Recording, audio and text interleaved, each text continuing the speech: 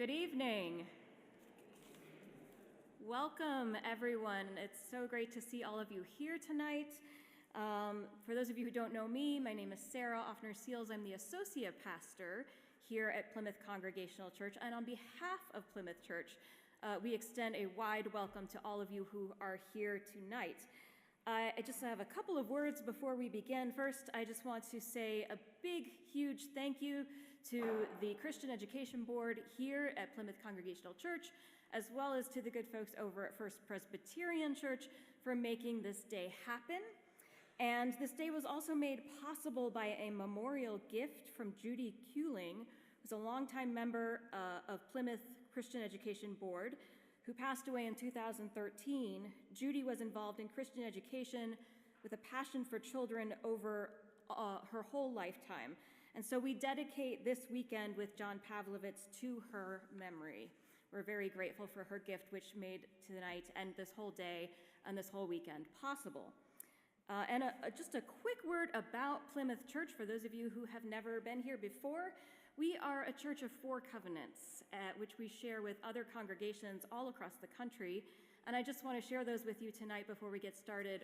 First, we are an open and affirming congregation, which means that we welcome and affirm all of our LGBTQ siblings, friends, family members, neighbors, strangers, visitors, really all people as beloved children of God.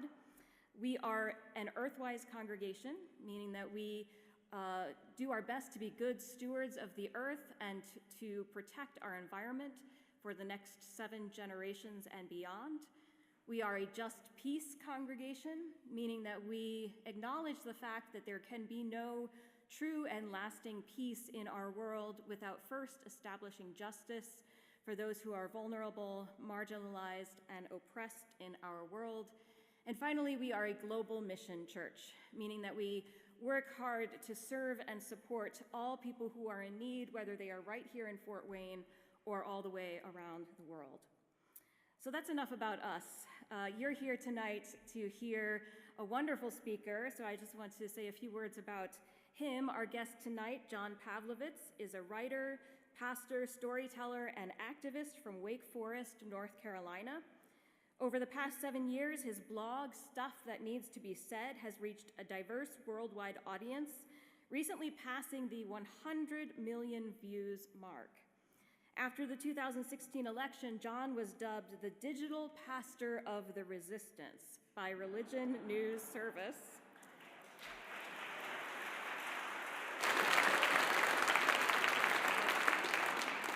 And has been tremendously successful at giving voice to a rising tide of activism within progressive Christian circles and beyond.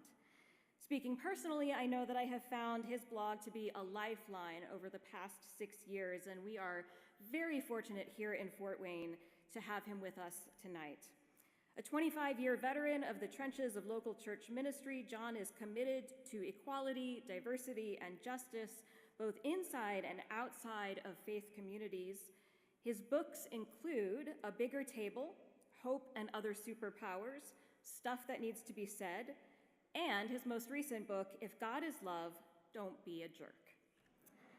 And so without further ado, please let's give a warm Fort Wayne welcome to our guest speaker this evening.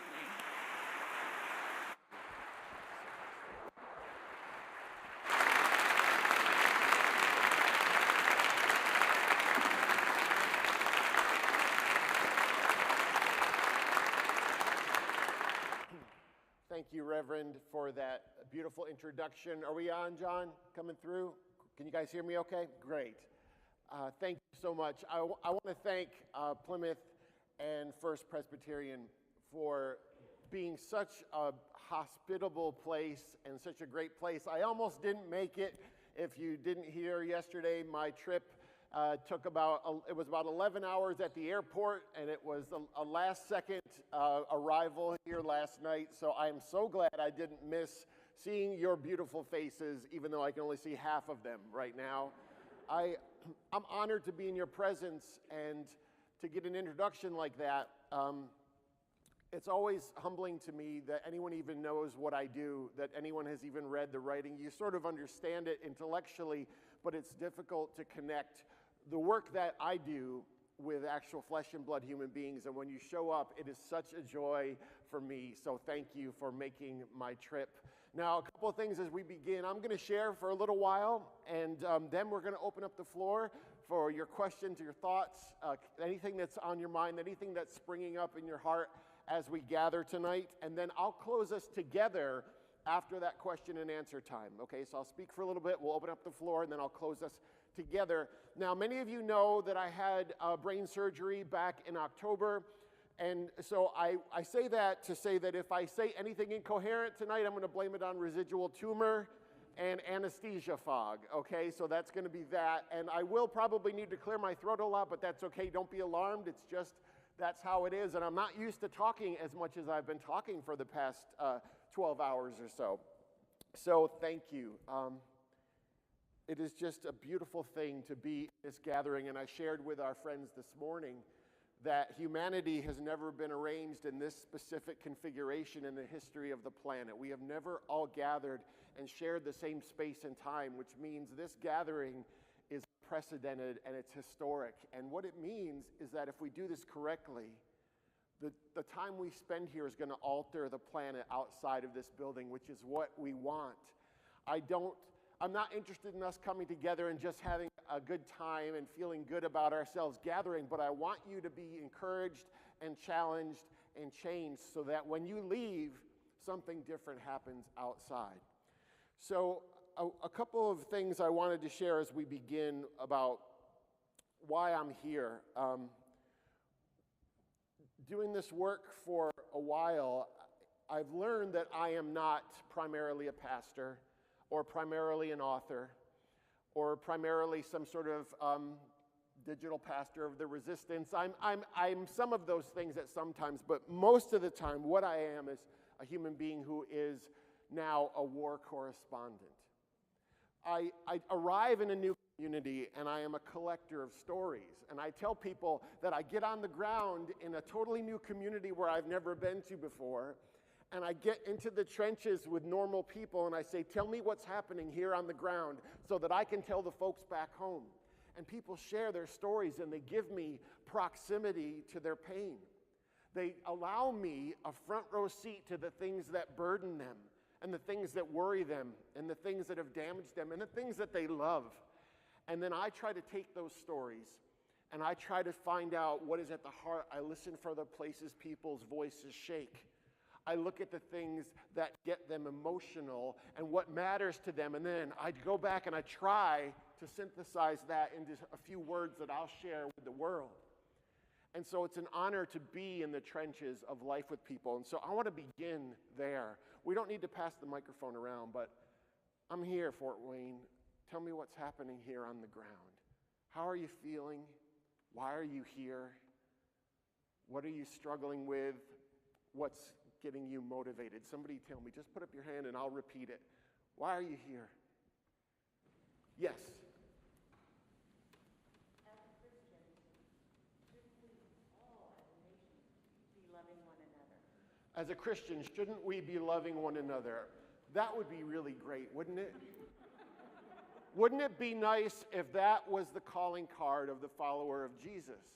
But we find that less and less to be true. In fact, part of the reason I'm here is because I'm wrestling with the idea or the truth that when I claim Christian, then that I know what that aligns me with in the minds of so many people.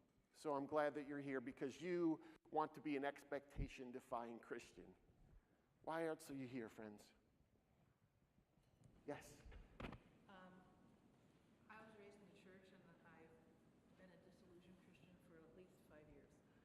And when I came across you on social media, quite by accident, it was just very life-giving to know that there were other people, who thought and felt the way that I felt, but I couldn't realize it, Okay, so you And I didn't know where to go. raised Christian, disillusioned Christian, found something, some connection to my words, didn't know where to go, and found that we were like-hearted people. And that's the joy of this, friends. And for those of you who are here and discouraged and exhausted and frustrated, probably not any of you, right? But if you're here and you hear the introduction that says my blog had 100 million views, That is no validation of my writing. What it is, it's confirmation that you are not alone. That there are millions of people who are asking the questions you're asking, who are frustrated with what you're frustrated with, who have the same love of humanity that you have. So I want you to be encouraged by that, because you're not alone and you're not crazy. And if you are, you're in really good company, right? Because what we do is we have a false story. We're going to talk about that we tell ourselves because we see social media and the news starts to artificially inflate the bad news. And we forget what's happening here on the ground. So tonight as we gather, be thinking about that. Why does it feel to all of us, I think, that we're in the minority? Why does it feel that the majority of people are on the other side of the fence and taking pot shots, doing the wrong thing? Why is that? I get the impression that there are people like us everywhere. Why does it feel like you're in the minority? Well, we'll talk a little bit about that tonight. One of the reasons is that you're nice people. And I'm not necessarily saying that's a good thing. But what I'm saying to you is, and I was talking really briefly with Reverend Timothy before we began, and it's difficult for progressive people of faith to assert themselves because by nature our progressive faith is one that sits with people and opens their hands to people and tries to be a listener and a learner of story. And we try to bear with difference. And by nature, then, we are going to be gentler, hopefully, in how we approach other people. So if there's a faith that is filled by fear and that is adversarial in nature, that needs the battle posture, well, that is always going to be louder by nature. The question is, can we be loud and loving at the same time?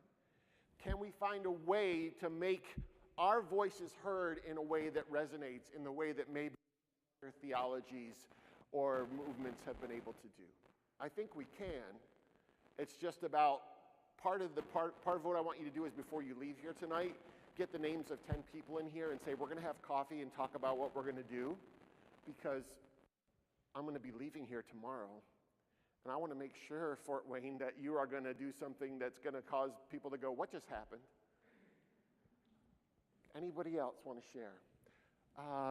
Yes, right down front. You were not raised. Okay.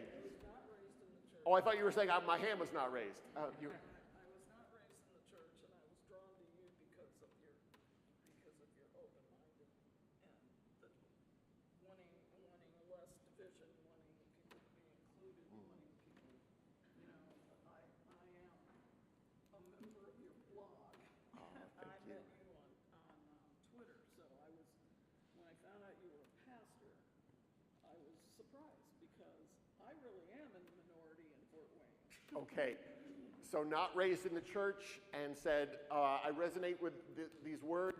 These words are resonating with me, and this is actually pastor, and that's really a strange disconnect for me because people say that a lot. They say, I don't like Christians, but I like you. And I say, well, okay, then you actually do like Christians. You've just not been hanging around the right ones. I want to hear more of your stories tonight because that is the heart of this. I'm really glad that you're here, and I have things that I would love to share with you, but it's important that you understand, when I said this is unprecedented that we gather, that means that you have changed this gathering by your presence, which means everyone in this room is equally worthy of being in this place and having a book and having people read their words. I want you to know that there's power in your story and there's resonance in your voice, and that's part of what's going to happen. This is about you, who are people of love, learning how to claim that as loudly and beautifully as you can. So let's start here. If God is love. So we don't necessarily all believe in this room that God is or that God is love, but let's just say we decide to agree for an hour or so that God definitely is, and the character of that God is absolutely love. And if that's true, what are the implications for people who claim faith in that God? What kind of practical response does that love require? How should that reality change us? How should it change the church? How should it alter the way we spend our time and our resources and the way that we vote and the way we interact with the world? I recently released a book called If God is Love, Don't Be a Jerk, and the original title of the book was Unboxing God. And in many ways, that's still at the heart of that book and of our time together. And I want to begin there tonight, friends, in the outgrowing of old things and in the uncomfortable stretching that it brings. So I was thumbing through my closet, and I decided to do something adventurous. I moved from the center region where most of the things I wear reside, and I moved to the outer reaches of my clothes rack. You know that place in the periphery where outfits no longer suitable for human beings languish in dust and darkness before you finally evict them to the garage or the attic, or you give them to the less fortunate, right? And those place where those clothes do not belong on human beings. And I started to scroll past a series of once sensible but now terribly tragic fashion decisions. And I suddenly found myself face to face with an old friend. This was a pair of women's acid-washed stretch denim jeans that I'd purchased at the Cherry Hill Mall in New Jersey in 1988 for myself. Now, at the time, I had a long, luxurious mane of dark brown, naturally curly, thick, luscious hair, and I was in a band. And those two things meant that me shopping for my clothes at a women's clothing store was quite natural. And so I was standing there that day, staring reverently at this glorious acid-washed relic of my youth gone wild, and suddenly a voice in my head that sounded like my own said, "You know what? I bet they still fit." Like the crafty serpent tempting Adam and Eve, that voice beckoned me forward. "Go ahead, try them on."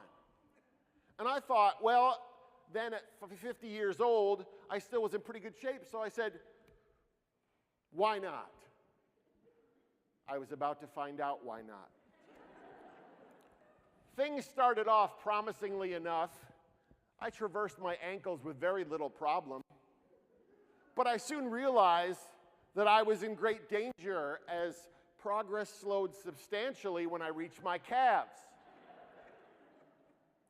I decided to redouble my efforts and press on, which turned out to be a really terrible idea. Because in my closet, I soon found myself wriggling and hopping around like a demented sack race participant. I was sweating profusely, and I was jumping up and down, hoping that gravity and blunt force would press me into what had become a pair of pale blue sausage casings, okay? And after a few desperate heaves, I finally felt air vacuum sealing me in. And I felt really pleased with myself until I realized three things. One, I was no longer 22 years old. Two, I still hadn't fully exhaled. And three, I was not getting out of these pants alone.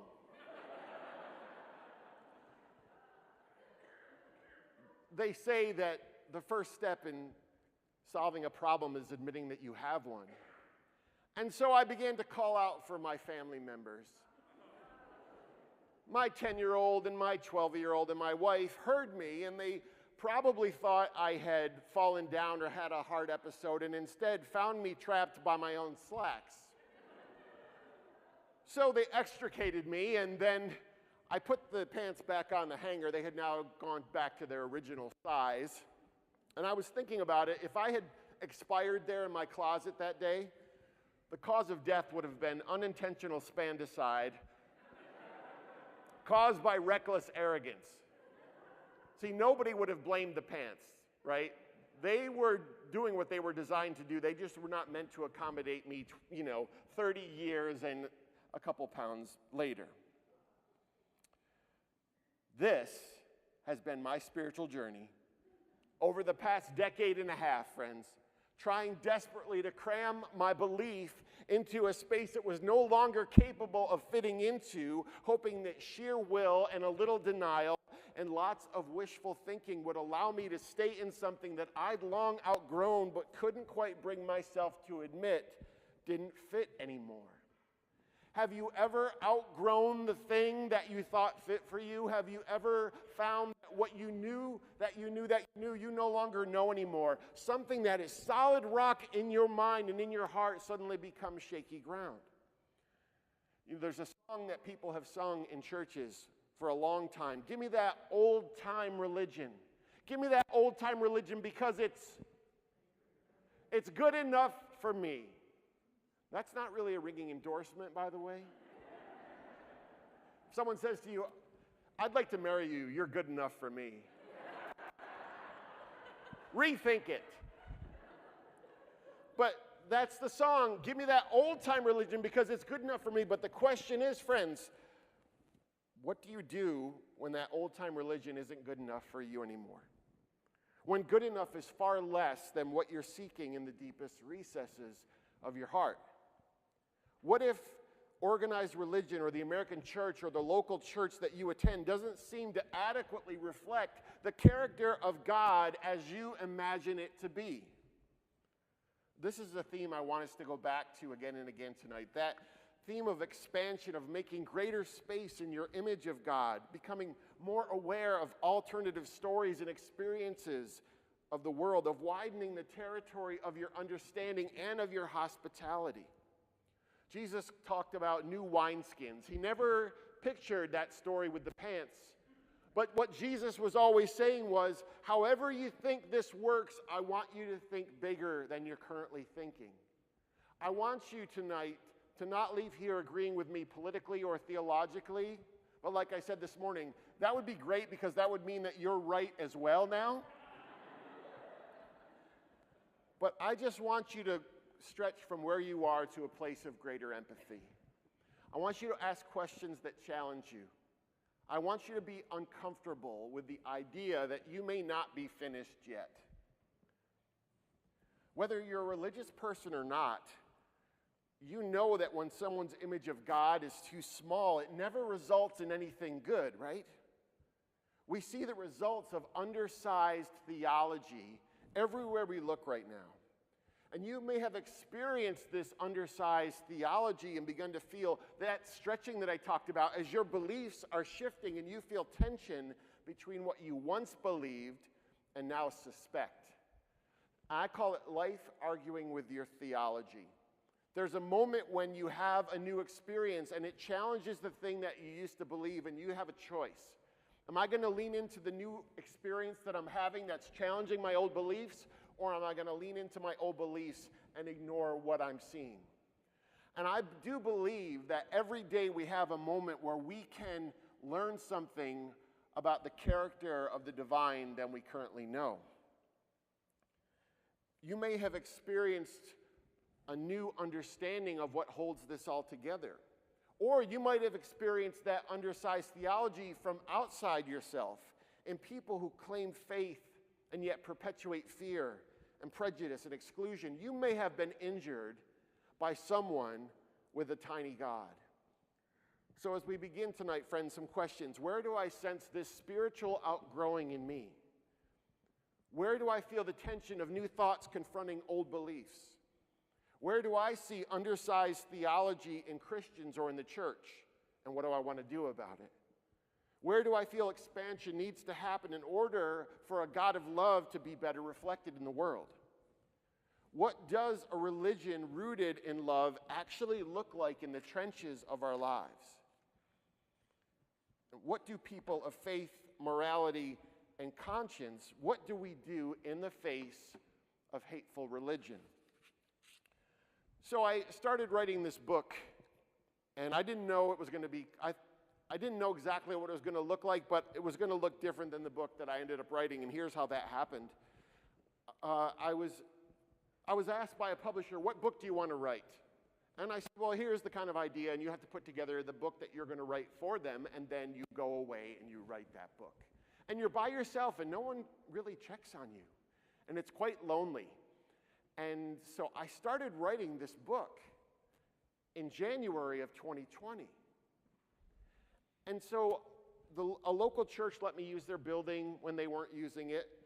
And I remember going to this church and sitting in this building in January of 2020. I started writing the book longhand that I was intending to write. And then I started hearing this little news story about a possible health situation far away from here. And I kept my head down and I'm writing the book. I'm working according to plan.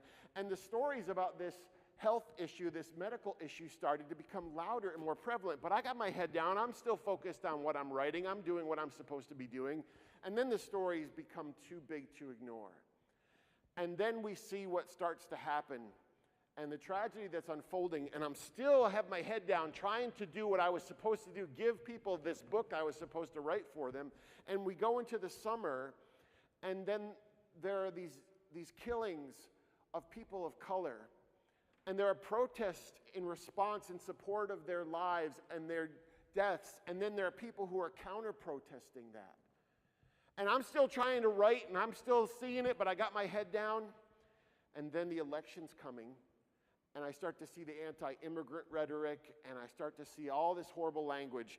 And finally, I started to get to the point where I could no longer just keep my head down and write this book, because I couldn't talk only peripherally about what was happening, right? I couldn't speak tangentially to what was going on in our world, because the work I do is just get up every day and share my life in real time with you, and we talk about the things that burden us. And so I realized I can't write this book.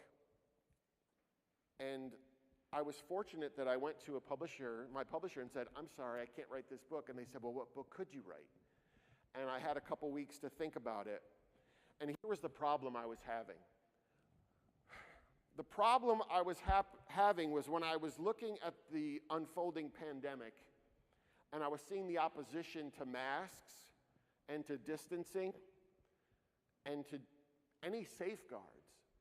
And when I was seeing the protest against the Black Lives Matter movement, and when I was seeing the anti-immigrant rhetoric and all the division and hatred, it all seemed to be coming from primarily professed Christians who were white. And I realized that's a problem. And the book that I had to write was going to ask, why is that? Why does a faith that is rooted in the greatest love on the planet become something that is exclusionary and hateful and angry? So that's the book that you have, if you've read it. And this is why it matters, I think. So let me think about it this way. If you call your local cable provider and you're going to establish service with them, at some point in the conversation, the customer service representative will make you an offer. They'll say, if you'd like to add internet and phone, we can also add those things, and they'll be much cheaper than if you purchase them separately or from another vendor. Well, this process is known as what? Bundling. Life is better when you bundle. And I love bundling because it makes me think I'm getting something for free. And I've had really good practice at that, and here's why. I recently turned 52 years old, and I'm more than a little embarrassed to say it took me far too many of those years to even begin to understand that as a white, cisgender, heterosexual man who identifies as Christian, that I have the privilege bundle. I was born into it. I was grandfathered in, or great-great-great-grandfathered in. The color of my skin and my gender and my orientation and my profession of faith and my very physicality all buffered me from many varieties of adversity. They formed a barrier against a great deal of struggle that others experience as routine. They opened doors for me that I never realized had been opened, and they afforded me a vast multitude of advantages, some of which I've become aware of, some I will become aware of, but some I'll always remain oblivious to. And this bundle of privileges has made me a beneficiary of inequity.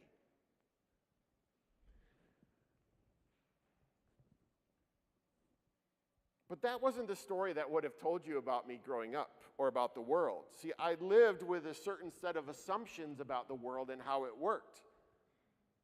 And this was based on the particular arrangement of my privilege. For example, I would have told you growing up that anyone who wanted to work hard would have the same opportunities to succeed. Even though, if my mom were here, she would say, he didn't work very hard and somehow he managed to often succeed.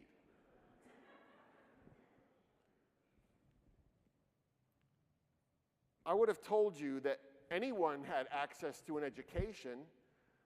While attending a private school many families couldn't afford, all the while having two parents who were fully engaged in my life, and I never wanted for a meal or clothes or transportation or well-paid teachers or conditions that allowed me to thrive. I would have told you back then that anyone who followed the rules and obeyed the laws in a traffic stop would be fine, even though I can remember sitting in the back of our station wagon when my father was speeding through a school zone. He got pulled over, and before the officer could even reach the window, he just said, "Give me the effing ticket." And the officer just gave him the effing ticket.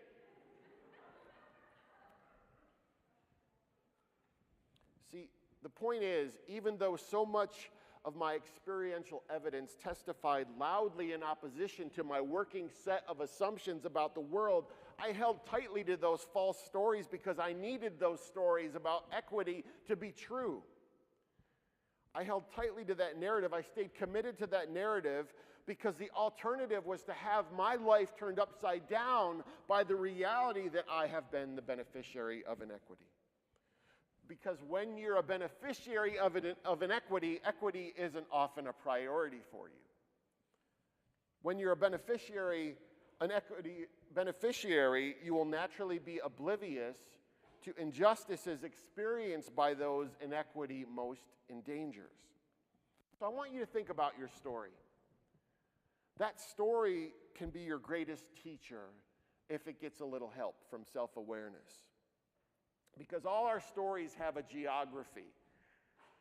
They all have a precise place and time that we found ourselves, a neighborhood where we have our assumptions built and our prejudices formed and our blind spots created. And that neighborhood, that geography of our lives, is the place where we've built relationships, where we impact other lives, where we engage the brokenness of the world. And for the past 25 years, my neighborhood has been the local church as a pastor, specifically predominantly white churches in the South.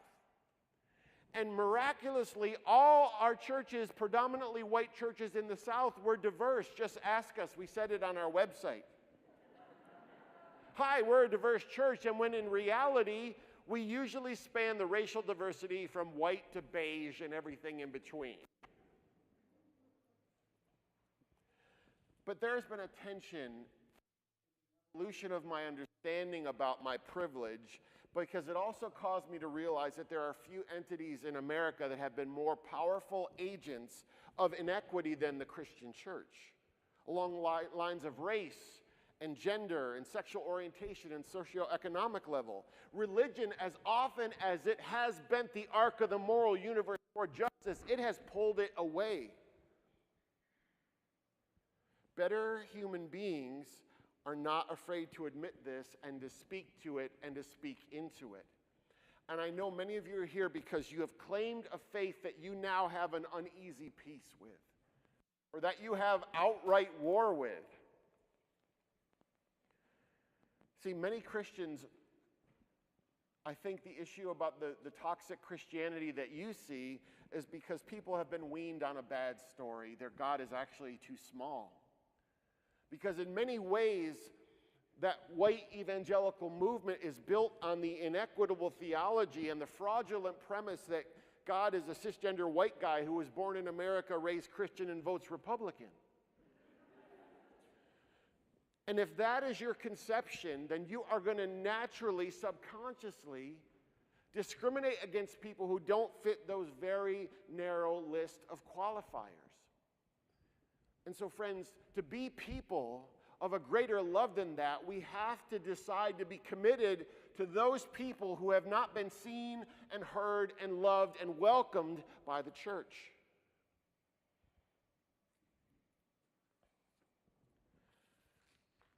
I bet you've heard the phrase, "I'm spiritual, but not religious."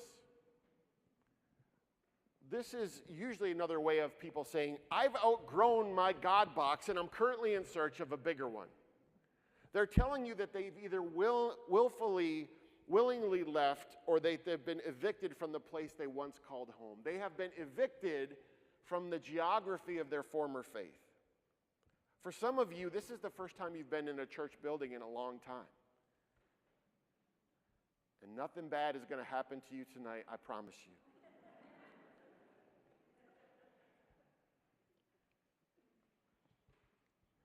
There are millions of wandering prodigals, either by choice or necessity right now.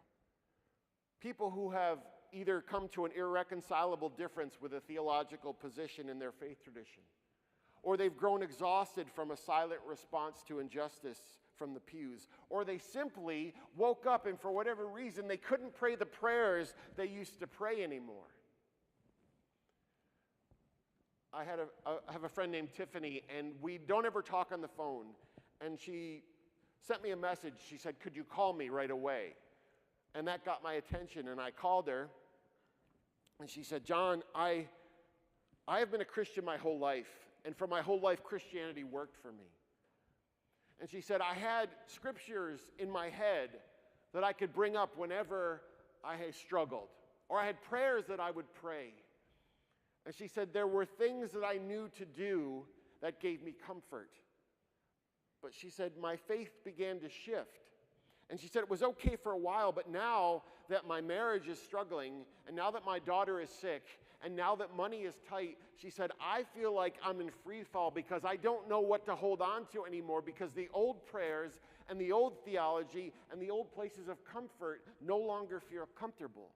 She said, "I feel like an orphan from that faith." So what do you do when you no longer feel home in the place that used to feel like home? Part of understanding that the character of God is a love that reaches into the place where you are and that you are already home. I want you to begin to embrace the idea of a God who does not require your attendance at a building as great as your attendance tomorrow would be here.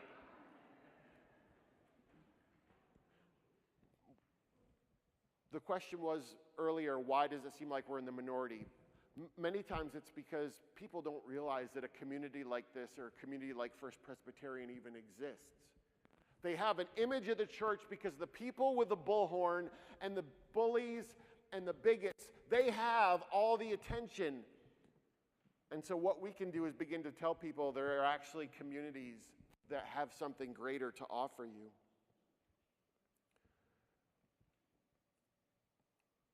The beginning premise of this writing for the past couple of years was that if your faith doesn't make you a more compassionate person, then what's the point of it? Spiritual people should have lives marked by empathy and should be in communities that are tangible expressions of that empathy. That should be our one job. Because whatever you believe about Jesus, I believe that Jesus would say, "I gave you one job, love, what happened, explain."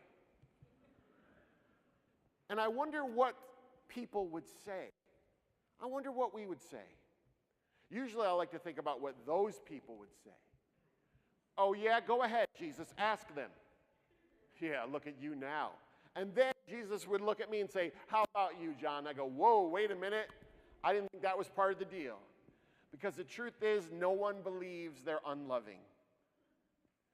One of the great truths of this journey, friends, when we say, if God is love, don't be a jerk, that no one really thinks they're a jerk, and no one believes they're discriminating, and everyone thinks their motives are pure and that their cause is righteous, right? There was a gathering like this one that I was part of it was at I think it was at a UCC church as well. It was in rural Georgia. And it was in this little blue oasis in the reddest of red areas.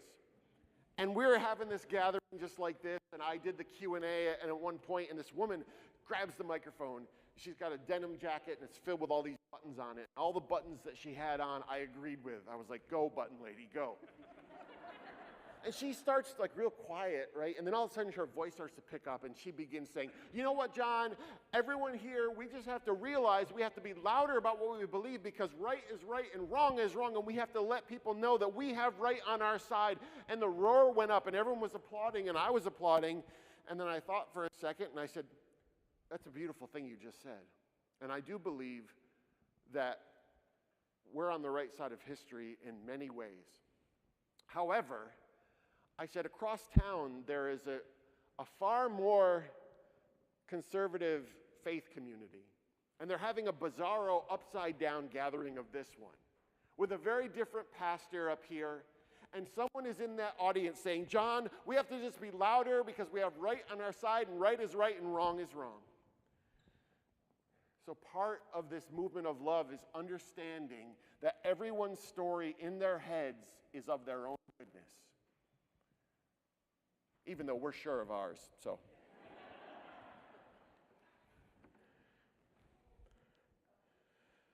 If our religion doesn't yield an ever-deepening compassion, if it doesn't move us to widen our embrace of disparate humanity, it's the wrong religion for us. Believing the right thing isn't the right thing unless our lives show the fruit of it. If our time here yields less generosity, less empathy or less diversity, then we have gotten it wrong.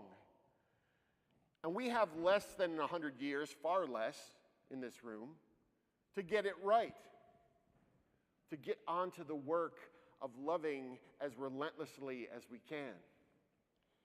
You're saying, John, I'm already doing that. Well, maybe.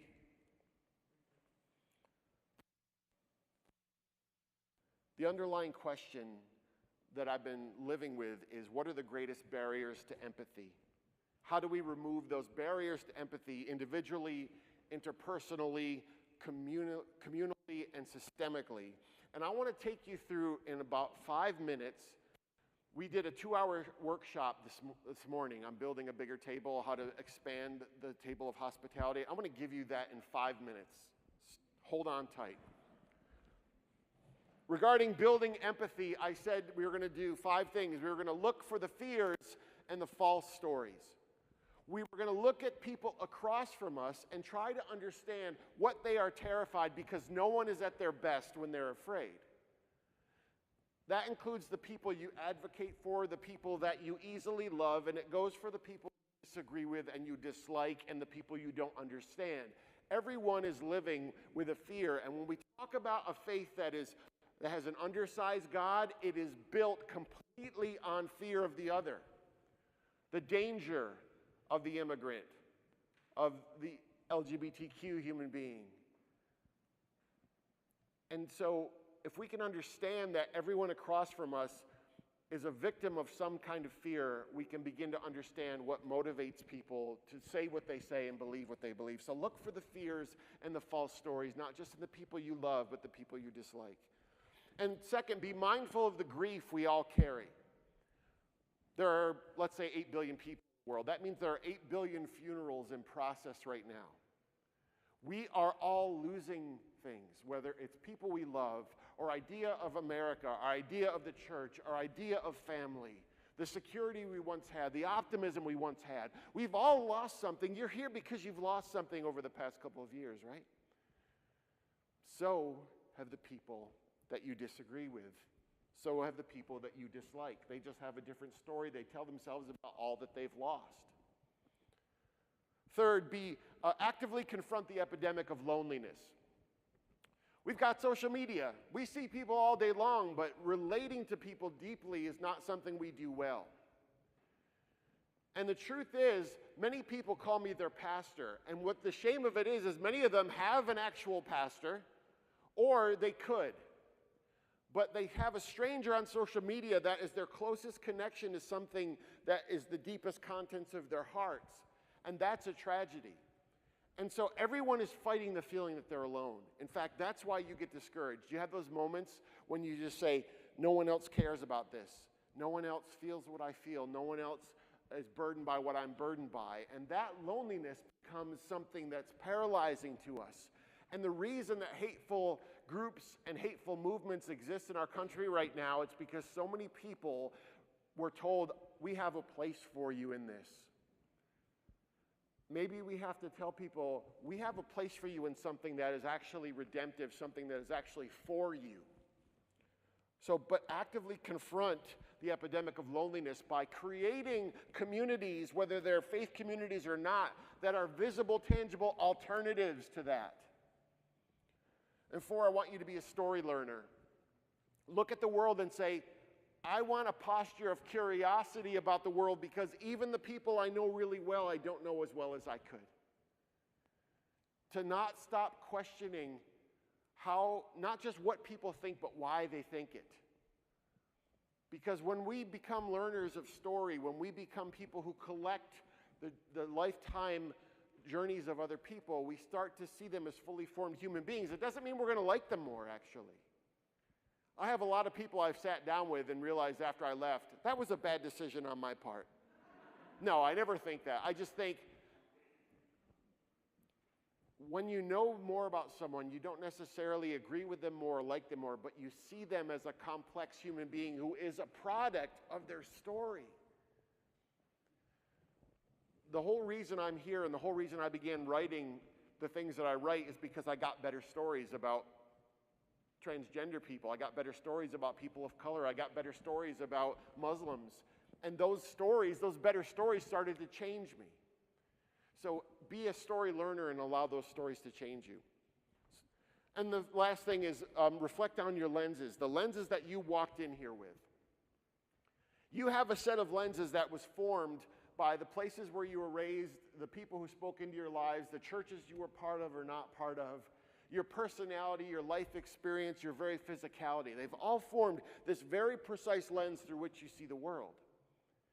So there are as many lenses in this room as there are people.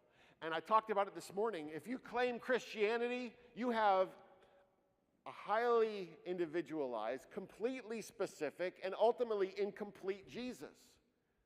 You have a Jesus or a God who was made either slightly or substantially in your image. And there are as many Jesuses in the room as there are people claiming faith in that Jesus. And what we want to do is understand that the way we see the world, it actually impacts how we vote. It impacts the causes that we're for. It impacts the people that we're intimidated by or afraid of.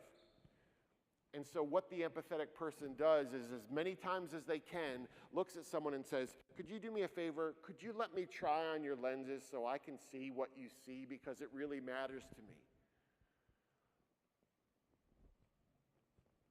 So those were a couple things. Look for the fears and false stories. Be mindful of the grief that everyone's carrying. Actively confront loneliness. Be a learner of story and reflect upon your precise lenses. And if I could, just before, we're going to take a break soon, but I wanted to tell you the instructions that I gave these people who are trying to build the bigger table. The first thing I said was, stop worshiping certainty. Because for 17 years, I stood in a place like this, and every Sunday morning, you know what I did? I spoke authoritatively and loudly about things that I wasn't sure I believed in while I said them. Not always, but sometimes. Could you imagine if you had a pastor get up and say, good morning, here's something I'm not quite sure of. This is true, or maybe it isn't. I think more people would be released if we could be honest. And so when I say stop worshiping certainty, I mean stop being so rigid even in how progressive you think you are. Because I used to think I was enlightened. And I used to think, look at me, how much I've grown. And now I look at that person and I think, what a fool he was. And that was Tuesday. if we're really progressing, we should have an argument with our former selves all the time. And what that means is you may be settled on some things that maybe you shouldn't be so arrogant that you're settled on it, because maybe you're going to be surprised by humility. So stop worshiping certainty. 2, fight niceness addiction. And this is a tough one because you are nice people. I have met so many nice people over the last 12 hours, I cannot tell you. But here's the problem. I told this story this morning, but I was in a church in New Jersey, and I think it's important to share. I was with a group of people who were church leaders, and we were talking about all this stuff, and this woman said, John, I need to say something. She said, the problem is, we're nice here. And I said, can you imagine the church, you know of a church that says we're not nice here? Come on in, we're mean. But she said, we're nice here, and we believe in the social justice stuff. We believe in the activist, compassionate heart of Jesus, but we're a nice church, and we still want to be nice. And I said, nice is nice, but you could also be Christ-like. And she said, what? I said, nice is good, but you could also be loving. Because Jesus was always audaciously, boldly loving. He was not always nice. In fact, people got really upset at him. And it's a lot easier just to say, I'm going to be pleasant, because pleasant won't cause me to have conflict. But our whole faith story is built on a voice that said, I'm going to go into the trenches of the world and I'm going to disrupt things because people are worth the disruption. It would be nice if you'd be less nice and simply be louder in the cause of love. So be thinking about that. When am I fighting to not offend? Or when am I trying to avoid conflict? Or when am I just tired of the fight? And that's okay too. Fight niceness addiction. Embrace clarity and specificity. I wrote a blog post called If I Have Gay Children, and I said, I want to humanize this conflict that people have in the faith community because they usually dehumanize LGBTQ people. And I wanted to write from the perspective of a father about his child because I thought that could humanize the thing and people could receive it. And the blog went viral, and I found I was able to write a book and be with you, and that's how this happened. But if I had not been specific, I would have never written that, and I would have still had a job at that church. Because what I learned to do was talk around my convictions. I learned to soften my language so I wouldn't offend. And what I started to do was speak with ambiguity. And what we have to do right now, friends, is speak with clarity about what we care about what we love and who we love, and what we will not abide. Because the example I used this morning is if I talk to someone and they're, let's say, much more conservative theologically than me, and I can say, I'm for family. And they'll say, so am I.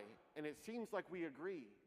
But then I find out that their concept of family doesn't include gay couples having children, or doesn't include transgender human beings. Well, guess what? We don't agree on love of family. So our specificity matters, because vulnerable communities are waiting for people like us, many of us who look like us, to be louder and more specific. Because I told you that I'm a collector of stories.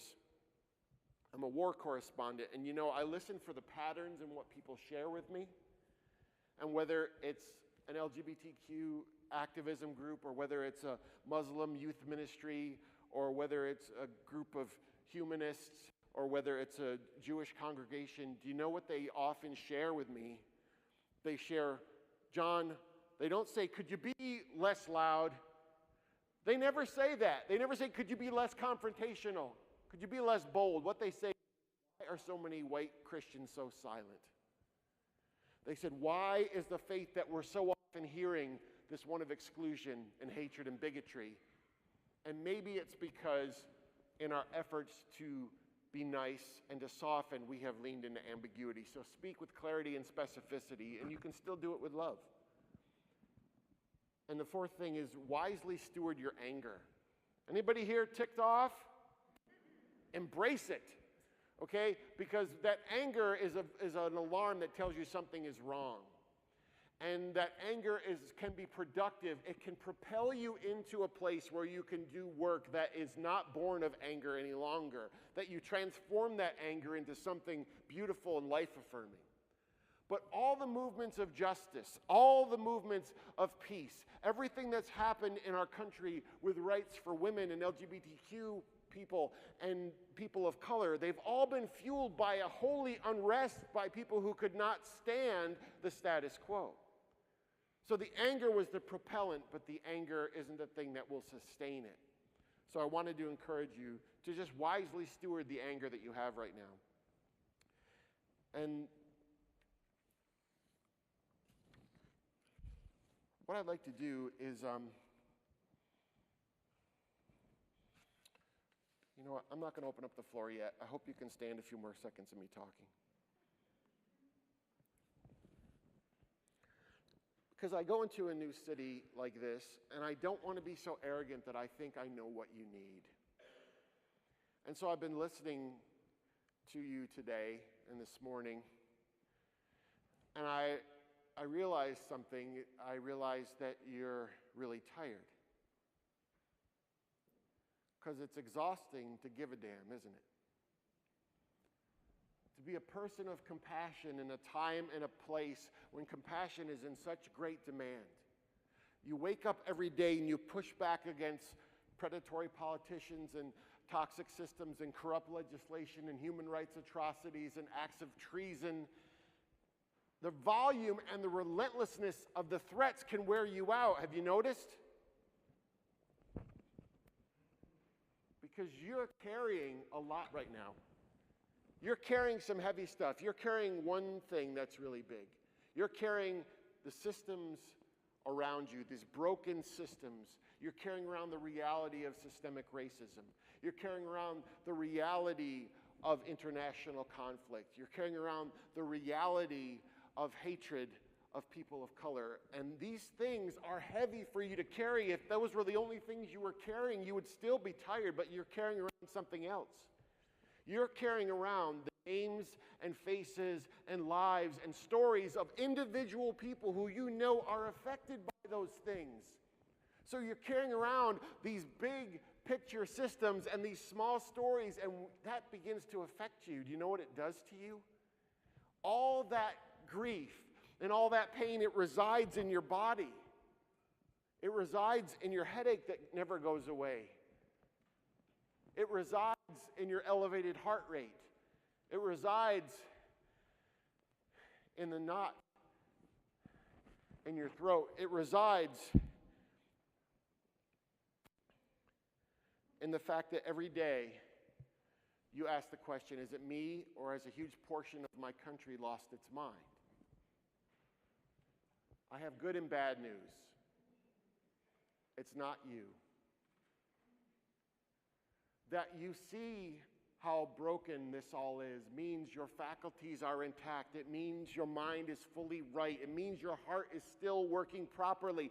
It means you still have a soul doing what a soul is supposed to do, keep you deeply human in profoundly inhumane times. And friends, if you are exhausted, rejoice. Because that means your humanity is still working. All this talk about love, this is where the rubber meets the road. That compassion is costly. That compassion wears you out. But guess what? That is worth it, because that is the cost of allowing people who have not been seen to be seen. It's the cost of allowing people who have not been heard to be heard. If you want to expand the table, the collateral damage of that is what you're enduring right now. Breathe for a second. And I'd love if we could open up the floor, grab the microphones, anything that's on your mind, because again, we're never going to all share the same space and time. And I would love to know what you're thinking about, what you are struggling with, and anything's on the table. Could be stuff I've talked about. It could be things that I haven't talked about.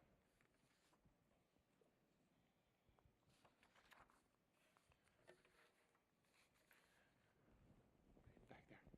Microphone's coming around to you, ma'am. Yes. to get our story out, and I look at volume, when do we lose our message? When we come so aggressively that they block it like we block them. Okay, so when have we gotten too loud? When have we gotten too abrasive?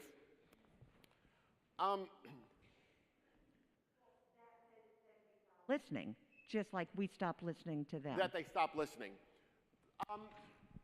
In some ways, that's not our business. And here's why. For example, when I wrote the blog post, If I Have Gay Children, by the simple fact that I said, I believe LGBTQ human beings are fully formed, beautiful human beings and don't need to be changed or altered, people got really angry with me. So I didn't even have to be abrasive. And what we have to realize is these ideas that we're bringing up to people, they are going to be confrontational to them. Because when you have been a beneficiary of inequity, when you have had the privilege bundle, every effort toward something that equalizes the world feels like it's an attack, right? And so I think what I've decided, in the book, If God Is Love, Don't Be a Jerk, here's what I boil it down to. I am not responsible for how people receive my words. I am responsible for choosing those words as carefully as I can and making sure that my motives are as pure as I can while I deliver those words. After that, I can't control it. So there are times when I say things and it feels like an attack on people, and I can't help that, because what I'm doing is I'm confronting their whole idea of, we talked about it today, I'm arguing with God to them. I would say guard your motives as best you can and say, what am I doing this for? This morning we talked about Matthew chapter 23. It's a whole chapter where Jesus yells at the religious leaders, right? And the point of it was that Jesus was not doing that to damage the people he was speaking to. He was doing that because of his fierce love for the humanity around him that was being damaged. So if empathy is your why, if the genesis of what you're doing is compassion, you'll get it wrong sometimes, but it's better to err on the side of compassion and be explicit, I think.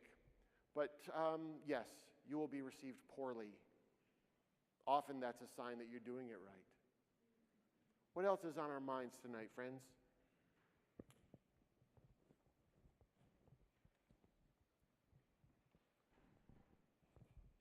I've struggled with how to... Oh, wait, hold on one second. There's a microphone down here. Do you have to turn it on? Is it on? It is. Okay. I've struggled with how to speak to and listen to people I don't want to listen to, and how to get them to listen to me, because I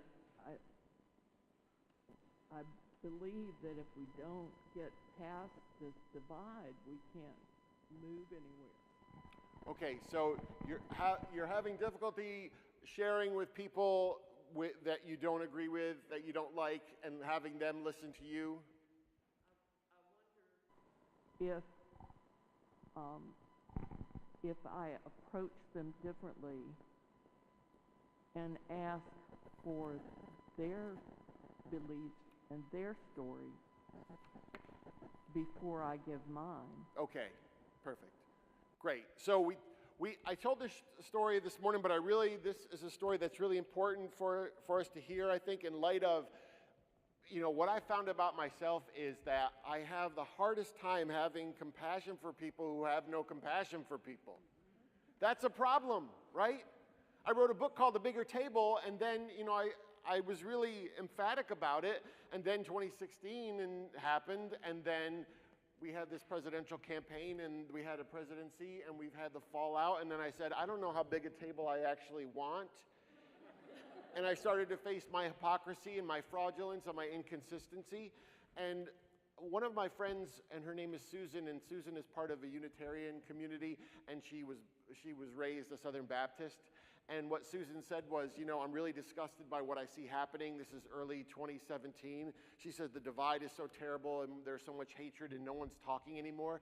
So she said, I decided to start playing bridge with a group of women who are completely opposite me theologically and politically. So she started having these women over to her house every Sunday to play bridge and to have lunch. I know you want me to tell you how beautiful that all went. It was like this Hallmark card moment, right? And it did not go well many days. In fact, she would often say to me, have you seen what's going on in the news? Because I'm going to have to deal with that in my home, so you better pray for me if you still pray, right? And Susan went on and did this for months and months, and she said, John, one day she goes, you're not going to believe what happened. And she told me this story. She said, we're all talking about the racial divide in America. We're talking about Black Lives Matter. And one of the women in my group, who is still Southern Baptist, began to cry. And she said, why are you crying? And the woman said, I just don't know why God made other races. Right? And I said it was so good that I wasn't there. Because I would have said something smart alecky, right? Like, if Adam and Eve existed, they weren't Caucasian. Or I would have said, the cradle of civilization didn't come with a Cracker Barrel. Like, I would have said something like that. But what Susan said, the best thing she could have said, tell me more. And this woman said through tears, if God hadn't made other races, we would not have racism and we would all get along and it would be beautiful. And it's important because what Susan found out about this woman is this woman actually was grieving the reality of racial inequity, but she has a really bad story for why it exists. So she has a blind spot because that tells her that somehow she is the default of race and everything outside of that is another race. If I experience that mindset from a distance on social media or in passing, it would be really easy for me to place that person in a stereotype. It would be really easy for you to caricaturize that person. But Susan had spent months in the trenches of relational life with this woman, and she was able to be received because that woman had finally been vulnerable enough to share something knowing she would not be attacked or shut down. Now, I'm saying you all need to go and have brunch with people because there will be bloodshed probably, right? But I am saying that Susan did something most of us don't do. Susan said, I am not happy with this, and so I am going to learn about the people I disagree with so that I can give them a better story than the one that they have, because that story is killing them and it's killing other people.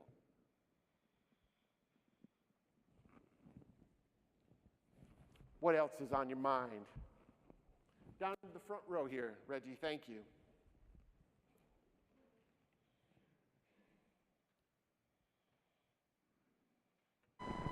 Well, that microphone is, get that microphone close. I think we're having some issues with, maybe we should use the other one. I think it's just feeding back. It's got a bad, try it again. Is it okay now? No, let's use that one. I think we'll make the helpers run more. Okay, how about this? Great. Okay, I will try to tell this story so that it makes sense. I've been sitting here nodding till my head's coming loose, but I got a phone call a couple weeks ago from an old friend of mine, and we talked and talked and talked, and finally she was telling me, which I already knew from other sources, that her gay son had gotten married recently. And she said, I went to different priests to talk about whether I should go to the wedding. I referred to the scriptures. I read through everything. I talked to a lot of people, and I just could not go to his wedding.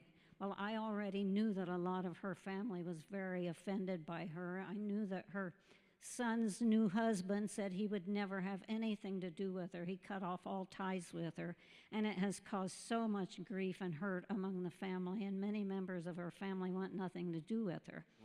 But I was trying to be so nice about it, and I said, well, I guess you just have to do what feels right to you, But when we finally quit talking and hung up, I was so upset and angry. I could not go to sleep that night. I was just sick, ready to cry about it. Yes. So the next evening, I was texting with my son, who's very liberal, very left-wing, and our progressive. We both are in our thinking.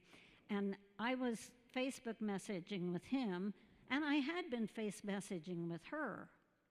Well, I was telling him all about what had happened, and I said I really felt bad that I didn't respond and say what my feelings are, but I knew what would happen. I would just hear a lot of scripture, and it wouldn't do any good at all. And I sent the Facebook message. But I accidentally pushed the wrong spot, and I sent it to her. So I didn't notice I had sent it to the wrong person till all of a sudden this little message popped up, and she said, "Did I say something to offend you?" Because I'm about to. And I had the biggest adrenaline rush I've ever had in my life. Wow. I thought, what am I going to say? What am I going to do? Because I'm a nice person. Sure. And I have never spoken up and offended anyone about this stuff. I have always been so careful, and she and I have been good friends for years. So I sat there for a minute, and I finally said, yes, the things we talked about last night offended me so badly that I couldn't go to sleep. What you said, your feelings about gay marriage, because my feelings about it are completely different. And I thought, well, that's the last I'll ever hear from her. But a couple minutes later, she came back and said, no, I'm glad you told me that you felt different than I did. I didn't realize. And I'm sorry that you were so upset and couldn't sleep. So finally I said, well, you know now that I feel differently than you do, but we both agreed then that we can still be friends. We can always be friends. We'll just know we disagree on that one thing. And it ended rather nicely. But it was my first, well, I said it was serendipitous. It was my first serendipitous attempt at accidentally letting someone know that I obviously disagree with them. Wow.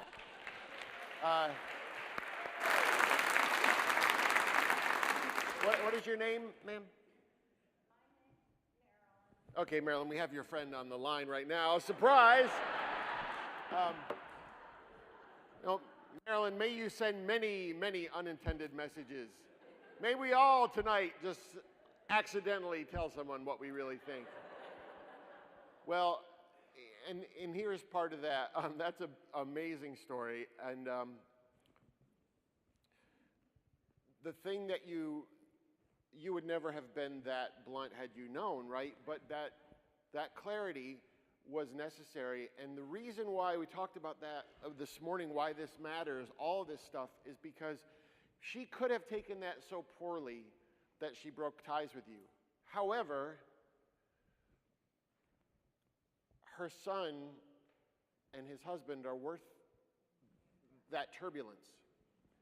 We'll talk about that tomorrow here in Sunday morning, but once in a while, our relationships have to be the collateral damage of our authenticity, because that authenticity is going to allow a more diverse world to grow. And, you know, I use this idea of 4 women named Maria. And if I tell you there are 4 women named Maria, and I ask you, are they all of the same inherent worth? And you would say, of course they are. But I want to say one of those Marias is your aunt. And one of those Marias is a transgender teenager in Missouri. And one of those Marias is living on the border of Mexico. And one of those Marias is a mom in Ukraine. Are all those Marias of the same inherent worth? And you would say yes. And I would say, well, then often we yield to the Maria who is our aunt because we don't want to tick her off. And what we do is we neglect those other Marias, because often when we work for equity and justice, we have to represent people who are not in the conversation. And we have to err on the side of marginalized and vulnerable people. And sometimes there are going to be people who find that so offensive that they can't forgive it. And that's going to be okay. We can retribe. We can go through life with people that we maybe didn't think we were. But Marilyn, that's an awesome story. Awesome. I've made a whole career of accidentally saying things to people. You know, real quick, Marilyn, this is probably sharing too much. Is this going on YouTube later? Is it? Never mind. I'm sorry, it was about my mom, and she would actually murder me if I told that story. She looks great in the story, but someone else doesn't. I'm sorry to tease that. Maybe at the end we'll turn it off. Okay. Well, it's really great to be here tonight, and I appreciate it so much. And it's also great to be in Indiana, and I feel like I'm surrounded by blue dots, and I'm loving that. So thank you for that. One of the things that we struggled with a lot in the last few years is we have a huge network and lots of loving people. And all of a sudden, I started realizing that some of my friends believed so differently than we did that it's broken. It's hard to kind of look past that now. And to be able to do this and to still continue to have empathy. And part of that is not saying what's wrong with you, it's what happened to you. You know, what's going on. But it's hard to get past that. When you see those, it was almost a moral issue. Yeah. And it's hard for me to look back and then act like everything's okay now. And we can still be friends and play. And it's really hard to do that. So what do you do with that feeling? Yeah, I've written about it on the blog this week, and we talked about it a little bit this morning, is that the idea that I don't believe in saying, well, we just have to agree to disagree. Sometimes we have to press into the disagreement. And for the very reason that we do want to do all these things. We do want to learn people's stories, and we do want to understand the lenses through which they view the world and the grief that they carry and the fear that they're in.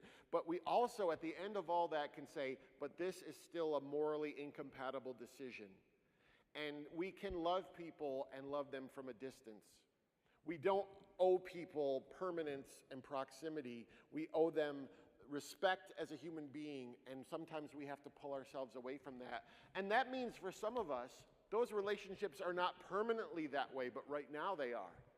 And I have to judge that based on how the relationship changes. So for example, I have an aunt, and she and I do not see eye to eye, and sometimes I can engage her. I can say aunt whatever on YouTube. I can say I'm in a place right now where I can receive her, when I can listen to her, and when I can try to make a peace or find some common ground. But there are other times when what she is saying is so toxic to me, or I am so filled with anger for her that I know it's not productive and I know to back away. So sometimes and that's the other part, sometimes you're emotionally ready and sometimes you're just too exhausted and it's not going to be helpful, and you have to learn when those differences are. A couple more? And if not? Wait. Oh. That's Linda, by the way. Linda made so much of this happen. Thank Linda, right, with the microphone there. Hi. Hi, John. You might recognize me from some Zoom talks. Everyone looks so much better in person. It's like they're little people, but now they're fully formed. There are a bunch of my Zoom friends are here tonight. This is so exciting. But where I see you now, you're just as small as on the screen. I'll have to get up close. So I'm going to share one little tidbit that I've shared on Zoom with you before for everybody else. With what you're talking about, and everybody is on this side or that side, the glass to some people feels half empty. The glass to some people feels half full. But the thing to remember is that the glass is refillable. Thank you. And I wish we could go for an hour on just that alone, the idea of what I wish you would do for yourselves. One thing, there's so much right now to grieve, there's so much to carry. We talked about that a couple times earlier today, that the grief that we carry, it's not normal grief, it's not natural, because normally we lose someone, it's an event, and we lose that person, they die one time, and we spend our whole lives processing that one death. But what we experience is a recurring grief, right? Because we're dealing with something, it's immigration one day, it's healthcare another day, it's racism another day, it's international conflict, and we never get to hold anything and really grieve people who have been killed or people who've died in the pandemic, and we just have to keep going. And one of the gifts I want you to receive is to have compassion for yourself, because what you have to do, you expiring early is not the goal here. I don't want you all to become martyrs of your own hearts. I don't want you to end up sick or leaving here prematurely because you have a lot of work to do. So I want you to take care of yourselves. There's one more down here. And then what I'll do is I'll close us for a couple minutes, and then I'll hang around here and we'll talk. Well, I've just, I don't know how to put this, but having lived here for a long time, actually I don't live here now. Now I live in Michigan, but I did live here for a long time. And one thing that was very upsetting and frustrating to me after the 2016 election was that, and I noticed it before that time, was that people of our bent always felt the need to whisper about our feelings, about our convictions. Whispering? Yeah, and never felt able to speak about how they felt about anything out loud. And I just hope that some of us will be willing to say what we want to say to others out loud, especially when we are faced with something that is intolerable. And I think it's especially important because I talked about the privilege bundle, and the truth is we all have some arrangement of privilege, and all of those different benefits, they allow us a certain measure of rest and the ability to withdraw from the fight and the ability to take time off. But there are people who live with urgency as their default setting right now.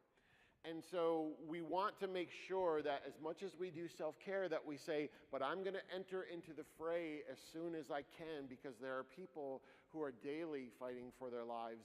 And this is why this work is so important, because this is not just about theology. It's not just about politics. This is about flesh and blood human beings who deserve dignity. So, last one.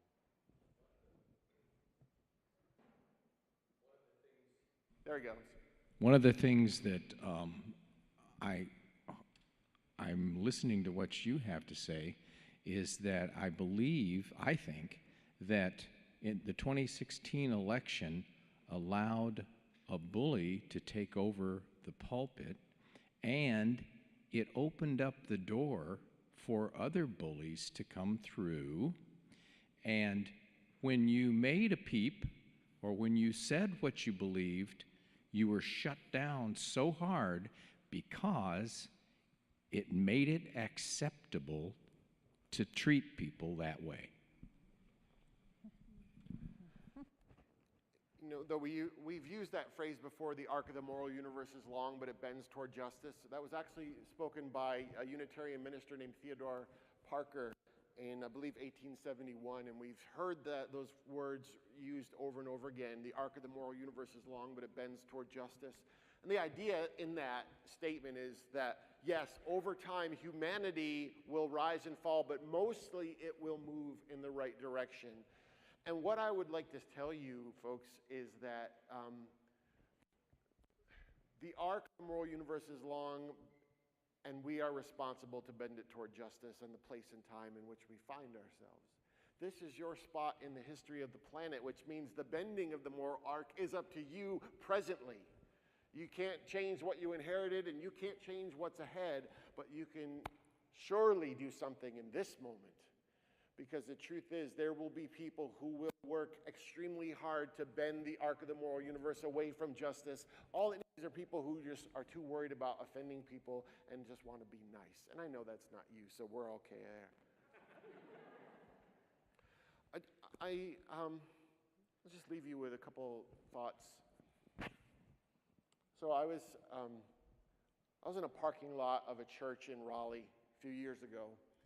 It was just a couple days after the shooting in Parkland. And I went to this church parking lot because they were having a memorial service. And I wanted to go where people were grieving the way that I was grieving. And I didn't know anybody at this church, and I knew that I could just be anonymous. And I started walking around the parking lot, just watching what was happening. And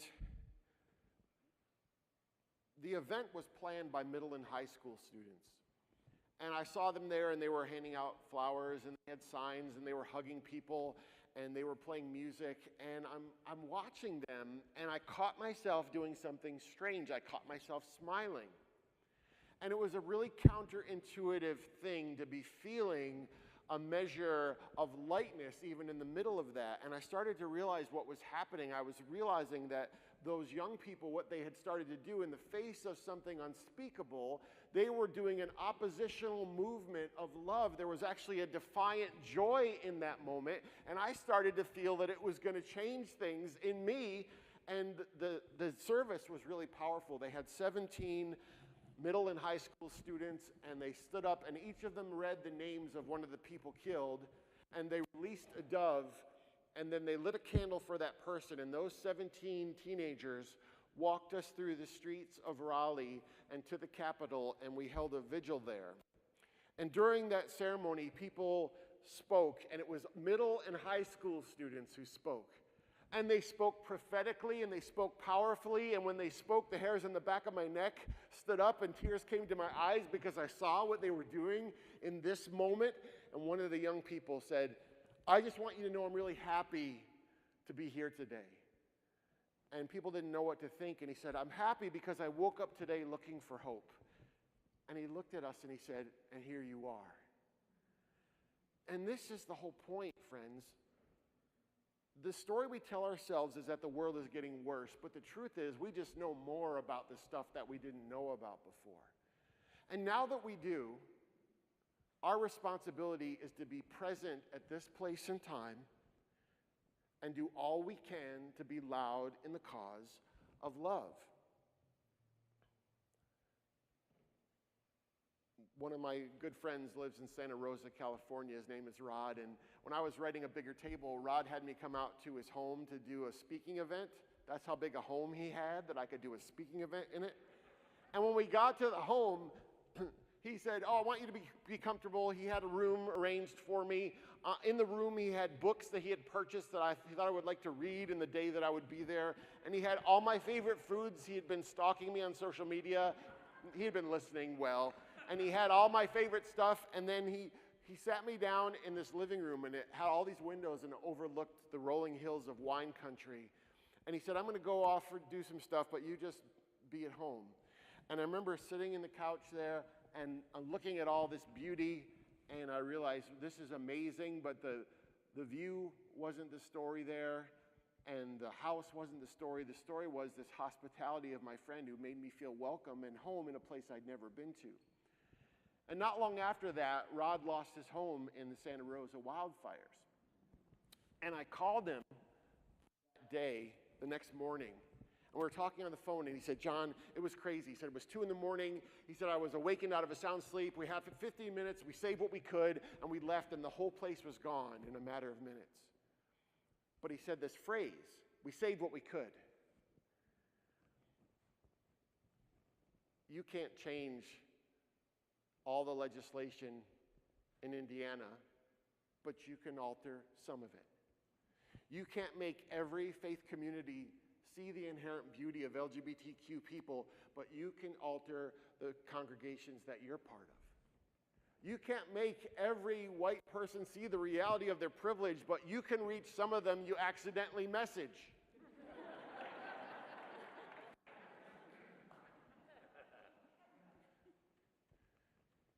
You can't remove all the hatred in the world, but you can push against some of it wherever you are, in the small and the close of your life. The big and distant we will work on, the systems, but the stories is where you're going to do the work right now. So I just want to encourage you. I know you're tired, and I know it's a difficult world that we're living in, but there is no other option. Hopelessness is not an option. You're here, this place and time in the history of the planet. I flew in last night looking for hope, and here you are. Thank you for your time. I'm honored by your presence. Peace, peace. Thank you. Thank you. Thank you, guys.